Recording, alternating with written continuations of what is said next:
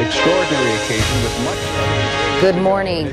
Remembering a giant in television news, our friend and colleague, ABC's Peter Jennings, has died at the age of 67. Landing delayed. From NBC News, this is Today with Katie Couric and Matt Lauer. Live from Studio 1A in Rockefeller Plaza. And welcome to Today on this Monday morning, everyone. I'm Katie Couric. And I'm Lester Holt, filling in for Matt this morning. And Katie, a lot of heavy hearts this morning over the death of Peter Jennings last night. It's certainly a sad day for those of us in television news, but for the millions of viewers as well who welcome him into their homes every night. And it seemed to happen so quickly. You know, he announced this in April, and Peter Jennings was known for delivering the news with his trademark sophistication and worldliness, whether from the anchor desk or off in some distant land. He was the face of ABC News, covering the biggest stories of our day. But as I mentioned, in April, Jennings announced he had lung cancer and never appeared on the air again. Coming up, we're going to look back at his remarkable life with a member of that select fraternity of evening news anchors, Tom Brokaw. And then weather has delayed the shuttle landing. A broadcasting legend, Peter Jennings. He died at his home here in New York City, surrounded by his family. His wife says he died peacefully, knowing he'd lived a good life. And that he certainly did. This is World News Tonight with Peter Jennings. Good evening. In Washington today, they were going... He was one of America's most recognized and respected voices. The anchor for ABC World News Tonight for 22 years, Peter Jennings brought the world to his viewers' living rooms every night. So for the next 24 hours, we're going to try to share this extraordinary occasion with much of the rest of the world. Good evening. I'm Baden Langton. And Peter Jennings for... ABC News first took notice of the young reporter, then working at Canada's CTV network, and hired him in 1964 at 26, the youngest network anchor ever. Peter Jennings with the news.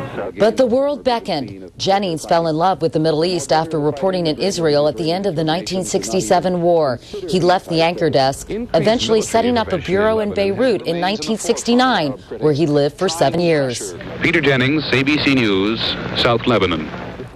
He explored the world as ABC's chief foreign correspondent, raising his profile and reputation as one of the best in the field.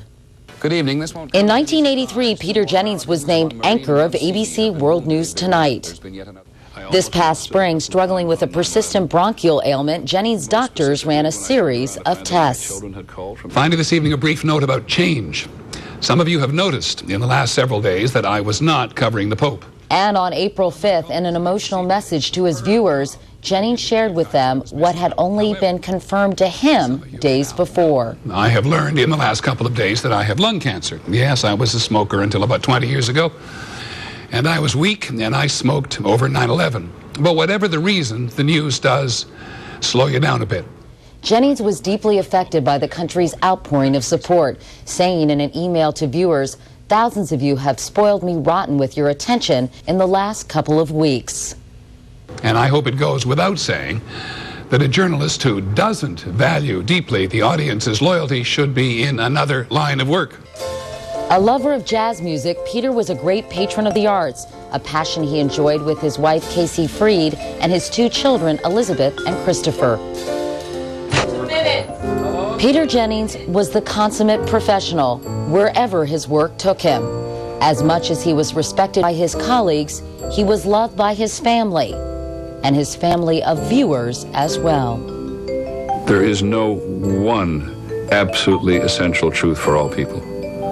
And that every time I look at a coin, I instinctively want to look at the other side. Well, few people can say they know the life Peter Jennings led better than NBC's Tom Brokaw. Tom, good morning. Morning, Katie. You know, I think everyone knew that Peter was struggling and having a difficult time, but the news of his death still comes as a shock, doesn't it? It really does. I talked to Casey just a few days ago. His birthday was just a week ago Friday, and he had a very rough last weekend. Things seemed to take a small turn for the better in the middle of the week. I just want to begin, Katie, by expressing my condolences to Peter's vast, extended family, and of course his personal family, all his friends around the world, and the ABC colleagues, and of course Cotty, who is the mother of their children, those wonderful children, Elizabeth and Christopher. and especially to Casey, who was at his side for this very, very difficult time. It was a great love affair, and it seems particularly unfair that Casey had to go through this, but she did it with great style and great dignity. When did you first have the opportunity to meet Peter, Tom? Well, Peter and I met, curiously enough, when we were both in our mid-20s, and we had an instant friendship. We were covering the Governor Ronald Reagan's first run for office in 1966 in California. We spent the day together. We had a wee of a time, to tell you the truth. Frank Sinatra had loaned a jet to the campaign. We rode around in that all day long, talked about our lives. And this was so typical of Peter at that time. He was the boy wonder on ABC. It wasn't going particularly well. NBC made him a big offer to be the anchor in Los Angeles, which he could have taken. But instead, he went across the Atlantic and became a foreign correspondent. You know, Peter was born to be an anchor. He came from a distinguished broadcasting family in Canada. All of his obvious broadcasting skills, he had great dash. But he felt that he had to earn it, and he did, by going to difficult parts of the world for a long time before he sat down on that desk. And then he never gave up the role of being a reporter. Last year, Dan and Peter and I spent a fair amount of time together as we were looking back on our careers, and Peter had this wonderful line about people often ask if we're friends. He said, we are, because we don't see each other that often. And then he said, we have such mutual respect for each other because we've all been reporters and we've all bumped into each other all around the world. And it's also important to know that the same passions that he brought to his professional life, he brought to his personal life. A lot of people don't know this, but Peter worked at a homeless shelter on the west side of New York after he'd get done with the evening broadcast. For a long time, he'd go there and serve evening meals. He cared so deeply about so many things, and he had such curiosity about life, about politics, about this country. Born a Canadian, became an American citizen. He also had a sort of a sophisticated international flair for reporting the news that really did set him apart in a way, don't you think, Tom? I actually thought about wearing an ascot this morning as a tribute to Peter.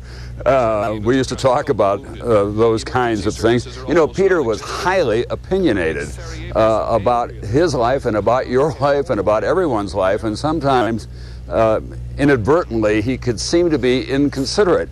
But it always made him interesting, and because we were such good friends, I'd call him up and say, Peter, you shouldn't have said that.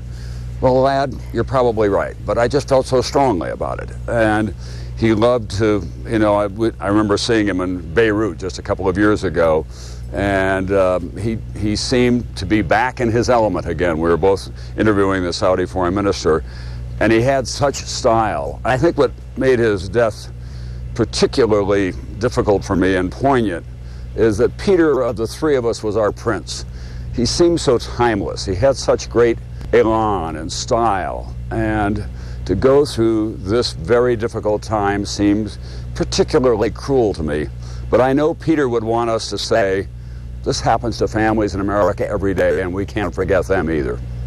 Well, Tom Brokaw, we so appreciate, Tom, you getting up early to reflect on Peter's life, because I think listening to you, many of us now feel as if we know him much better. So, Tom, thanks for that. My pleasure, Katie. Peter, God bless you. It is 7:09 now. Here's Lester.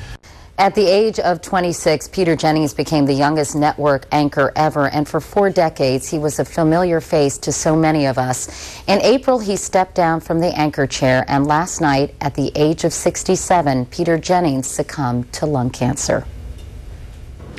Finally, this evening, a brief note about change. Some of you have noticed in the last several days that I was not covering the Pope.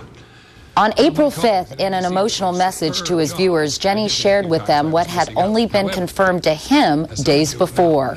I have learned in the last couple of days that I have lung cancer. Yes, I was a smoker until about 20 years ago, and I was weak, and I smoked over 9/11. But whatever the reason, the news does slow you down a bit. Peter Jennings' commitment to ABC News spanned over 30 years. After leaving his native Canada, he traveled the world as a foreign correspondent for ABC. To discredit the deposed Shaw. Named anchor and senior editor of World News Tonight in 1983, Peter brought the world to his viewers' living rooms every night. And for that love of his audience and for his lifelong commitment to honoring the profession he valued most, We now honor him.